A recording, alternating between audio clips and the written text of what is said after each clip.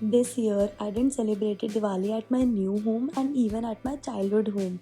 But wait, there are so many layers of this festival at usually every household chores. Diwali isn't same for everybody this year.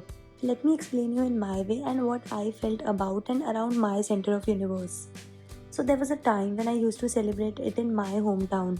The shift happens, I got married, started staying in Delhi, and have realized so many things. Yes, I did happen to have a lot of breakdown of emotions, and I felt you cannot be everywhere at the same time.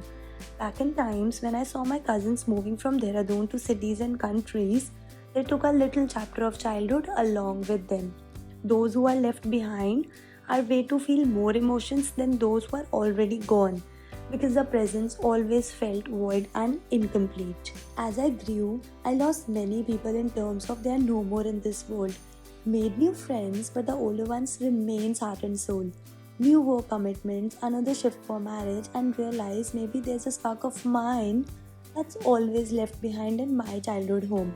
In new places, wherever I go, I always find new aura and aroma of people, which is good for new connections or what we call a destiny to meet them. But the feeling of missing your childhood connections remains incomplete. But as humans, we tend to move and we have been told to stay strong.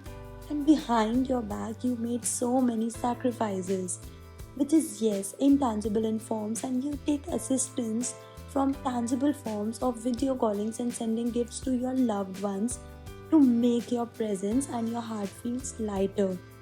And you have a different way of celebrating Diwali, but Diwali doesn't bring joys to every home. Someone still mourns for the loss of a family member, someone's family member is in hospital and they are taking care of them, someone lives far away in a different country, some got stuck for work, some had a huge financial loss because of no sale and more competition. We still choose to celebrate it by doing puja and praying to God. Because there is a faith that even after so many ups and downs, God is there who will one day lit up your festival with lights and slowly remove all your sadness. Or maybe with time, its effect goes down.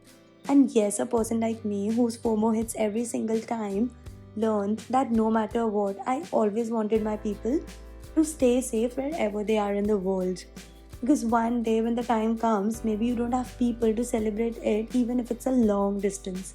Or maybe one day you will again celebrate your festival at your childhood home to bring back you and you, or you make your own home as a safe place.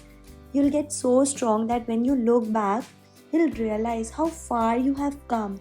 But there is this feeling in being a child again that is never going to come back.